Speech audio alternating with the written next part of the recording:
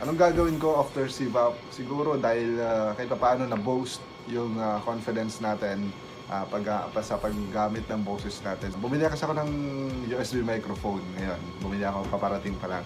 So siguro gagawa tayo ng mga videos sa YouTube, more vlog siguro, editing, at iba pa na may kaugnayan sa paggamit ng boses yung gagawin natin. Way ko na rin yon para ma-exercise yung boses at the same time wag lang ma-stuck sa mga pang-araw-araw na ginagawa.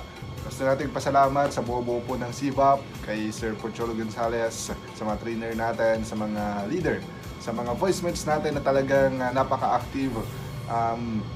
Minsan hindi tayo nakakasabay sa energy nila pero sobra.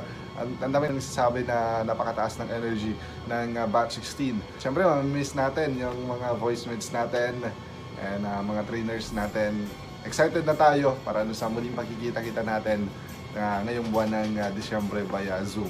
Yon, thank you so much and good luck po sa ating lahat, sa mga kapwa ko voicemates and sa mga mentors, mga trainers natin. Thank you so much. Sir Pocholo Gonzales, maraming salamat sa programang to, sa mga natutunan namin.